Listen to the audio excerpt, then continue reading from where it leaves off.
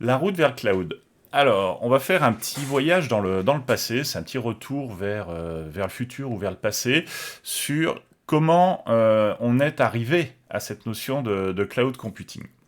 Donc si on vient à l'origine de l'informatique, dans les années 60, c'était relativement simple, on en était au balbutiement de l'informatique, et on travaillait en mode ce qu'on appelait du scale-up, à savoir, quand on avait besoin de plus de puissance pour nos applications, eh ben on grossissait la machine. C'est-à-dire qu'on prenait une machine plus grosse, plus de CPU, plus de mémoire, la gamme au-dessus, et ainsi de suite. C'était possible tout cela parce que les évolutions techniques étaient extrêmement rapides à ce moment-là. Et globalement, tous les 18 mois, on arrivait à doubler la puissance de calcul disponible sur la même surface de puces électroniques, donc sur les microprocesseurs.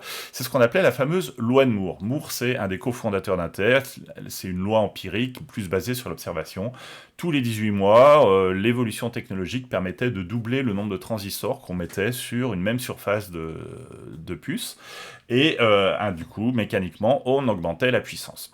Et tout ça, ça a fonctionné à peu près correctement, on va dire, jusqu'à la fin des années 90, où on était toujours avec ce raisonnement-là. J'ai une application, une instance d'application, j'ai besoin de plus de puissance, je prenais une machine plus grosse. C'était valable pour les bases de données ou pour les applications.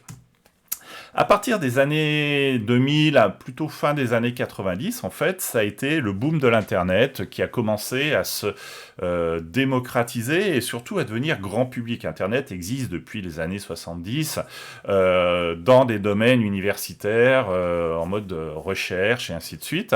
On a la démocratisation des premiers accès Internet grand public fin des années 90 et du coup de plus en plus d'applications. L'apparition du web, donc le web ce n'est pas l'internet, mais le web arrive on va dire au milieu des années 90, et là c'est l'explosion de la demande et des besoins sur ces applications. De plus en plus d'utilisateurs, des applications de plus en plus gourmandes, et on a atteint une forme de limite, à savoir on n'arrivait plus à grossir les machines pour encaisser la charge. Et là on s'est dit, en fait au lieu d'avoir une machine que je grossis, je vais garder des machines de petite taille ou de taille moyenne, mais je vais en mettre plusieurs. On va faire du scale-out. Je rajoute des machines, et ces machines vont bien entendu faire tourner toute la même application. C'est ce qu'on appelle une application distribuée. Elle est éclatée sur plusieurs machines. Mais là est apparue donc toute une série de petites problématiques, et les premières startups, bien entendu, celles qui en ont fait les frais, dont une startup qui s'appelait Inktomi. Dans cette startup bossait Brewer, donc un ingénieur, qui a fait une constatation empirique, qui basée sur son observation en fait, du fonctionnement du moteur de recherche. Inktomi, c'était un moteur de recherche. Et bien, pour qu'une application distribuée, massivement distribuée, fonctionne correctement, il fallait que la plateforme satisfasse trois besoins systémiques de ces applications, à savoir, bien entendu, la disponibilité des ressources, qu'on appelle l'availability, la consistance des données, c'est-à-dire qu'une donnée qui est écrite est bien écrite partout et a la même valeur, donc c'est ce qu'on appelle la consistency en anglais, et si par hasard on a plusieurs machines, c'est même pas par hasard, on aura plusieurs machines, et il faut qu'on ait une résistance à la partition, ça veut dire que ces machines restent un ensemble homogène et ne deviennent pas des îlots complètement isolés les uns des autres. C'est la fameuse partition tolerance. Et donc, cette constatation, on l'a appelé le théorème de Cap, Consistency, Availability, Partition Tolerance. On le voit aussi apparaître sous le nom de Cap-Brewer. Donc c'était une conjecture au début qui était tout simplement basée sur l'observation de Brewer, donc fin des années 90. On a du coup travaillé énormément là-dessus. Cette constatation empirique réalisée par Brewer a été validée formellement par des scientifiques du MIT, donc Seth Kilber et Nancy Lynch, et cette conjecture, observation, est devenue un théorème de Brewer, le théorème de Brewer-Cap. Donc ce théorème est extrêmement important, même s'il n'est pas forcément très connu, tout simplement parce que les data centers modernes, donc les data centers de cloud computing, sont basés sur ce théorème-là. À savoir, on a trois besoins consistants, mais on a vu que l'on ne pouvait pas en satisfaire trois simultanément. Il a fallu faire un choix. les data centers modernes ont fait le choix de sacrifier le P, la résistance à la partition, au profit de la consistance et de la disponibilité. Ça veut dire que dans un data center moderne, on vous garantit que les données que vous écrivez, bien entendu, seront cohérentes et persister dans le temps, que les ressources informatiques seront disponibles. Alors bien entendu, avec la notion de SLA, on sait tous que dans l'informatique, un souci hardware, un petit bug peut provoquer une indisponibilité temporaire, mais on a quand même une disponibilité garantie. Et du coup, la résistance à la partition a été sacrifiée, à savoir, même si tous les data centers font le maximum pour qu'il n'y ait pas de partition, à tout moment, des petits glitches peuvent se produire et perturber les communications réseau, et donc produire des partitions entre les différents éléments applicatifs. Donc ce qui veut dire que les plateformes modernes ne satisfassent que 2 des 3 besoins, alors que Brewer a prouvé que les applications, pour fonctionner massivement dans un environnement distribué, ont besoin de ces 3 besoins couverts. Comment on fait ? Tout simplement, le P, il va falloir travailler au niveau de l'application pour compenser les manquements de résistance à la partition qu'on a dans les data centers de cloud computing. Et donc, c'est ce qu'on va voir dans les slides suivants et dans les différentes étapes suivantes, à savoir comment est-ce que j'adapte l'architecture de mon application pour la rendre résistante à la partition ou mieux supporter les partitions qui peuvent se produire à l'intérieur des différents data centers. Donc ça, c'est l'étape 2000-2010. Bien entendu, les data centers évoluent régulièrement. Les data centers modernes sont basés sur des composants logiciels qui tournent sur du hardware de plus en plus générique et standardisé.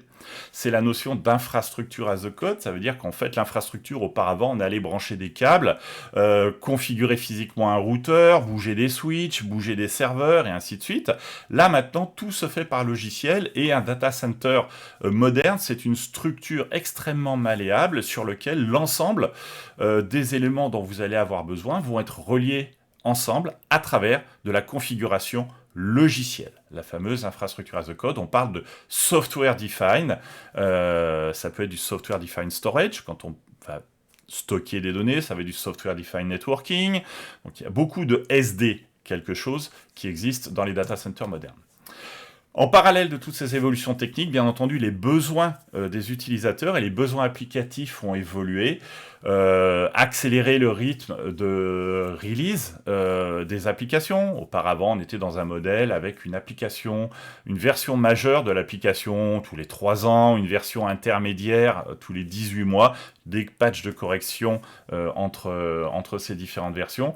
Là, maintenant, on va livrer les applications au fil de l'eau, au fil que des évolutions, des corrections de bugs, des nouvelles fonctionnalités apparaissent. Donc, c'est la notion de CI/CD, Continuous Integration, Continuous Deployment. Ça implique des changements au niveau des équipes de développement, que ce soit sur la gestion, sur le management, sur la manière de travailler. Donc, on a vu apparaître des nouvelles méthodologies, l'extreme programming, Scrum, les méthodes agiles et ainsi de suite. Et bien entendu, tout un ensemble de solutions standardisées, plus ou moins standardisées, pour aider à créer ces applications. Donc, pour les applications cloud, on va parler de Cloud Pattern. Un design pattern, c'est une solution standard pour un besoin standard. Après, charge à l'adapter à chacun des besoins. On a vu arriver aussi des méthodologies liées à des types d'applications. On parle d'applications SaaS, par exemple Software as a Service. On va voir qu'avec les 12 factors, on a quelques guides et bonnes pratiques pour réaliser et développer des applications SaaS.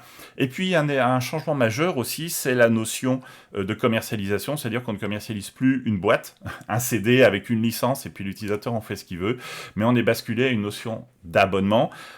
Couplé à cette notion d'abonnement et de paiement à la consommation arrive la notion de SLA, Service Level Agreement. Ça veut dire que au lieu de livrer un logiciel et on s'engage à ce que ce logiciel va tourner sur la machine, on fournit un service et on s'engage à une disponibilité de ce service 99,95% du temps, 99,99% du temps, tout dépend après du type de service, de l'engagement de l'éditeur logiciel et bien entendu du prix de ses ressources.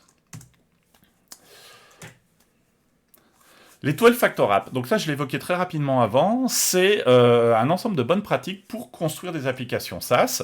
On va pas forcément toutes les faire dans le détail. Avec Eric, nous ferons des sessions et des vidéos un peu plus dédiées sur comment construire une application SaaS. Donc là, on va surtout présenter la finalité de ces 12 facteurs applicatifs. Ça a été formalisé par Heroku, donc les équipes d'Heroku qui développent une plateforme cloud et qui ont formalisé les différents besoins, les différentes règles de bonne pratique quand on souhaite développer une application cloud native en mode SaaS. Bien entendu, on va retrouver la gestion du code source avec des systèmes de versionning, la gestion des dépendances, la notion de configuration. Donc ça, c'est des éléments extrêmement importants. On va notamment en voir une partie dans les sessions qui suivent. Eric va nous parler à un moment ou à un autre de la partie configuration, de comment on peut faire ça avec Azure. Et on va creuser tous ces sujets petit à petit sous l'angle du développeur, de celui qui va construire une application et designer, architecturer une application. Donc ça, c'est cette série de workshops. Les 12 factors correspondent à des règles de best practice pour concevoir des applications SaaS. Le développeur, lui, va chercher plus particulièrement des solutions standards à des besoins standards. Donc c'est ce qu'on appelle des design patterns. C'est une manière de répondre à un besoin qu'on rencontre de manière récurrente dans les applications.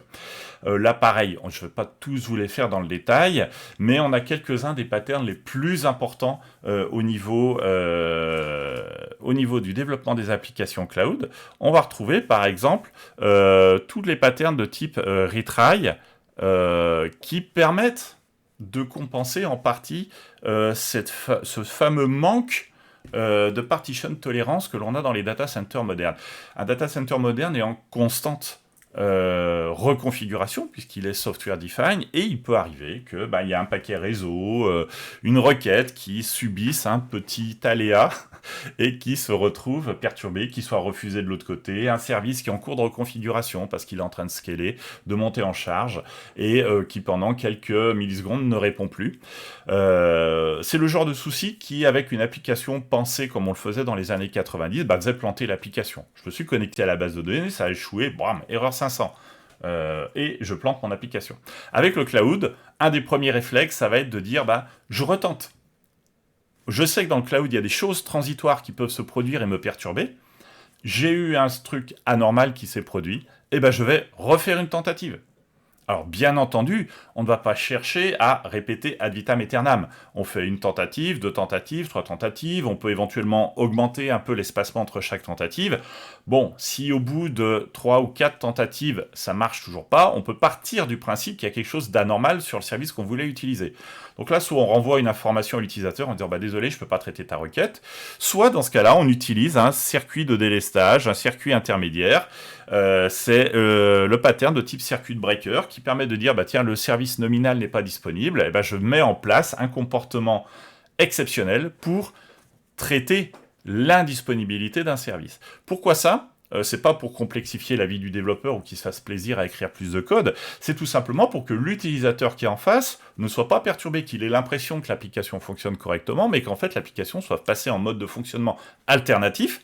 Bien entendu, le but c'est de garantir qu'on va continuer à rendre le service, ne pas perdre l'information par exemple, mais peut-être qu'on va utiliser un canal détourné pour la traiter ou tout simplement la mettre en attente pour la traiter avec un peu plus de délai, donc avec un peu de retard, mais l'action de l'utilisateur aura été prise en compte et traitée. Donc c'est 2 des patterns les plus importants au niveau cloud.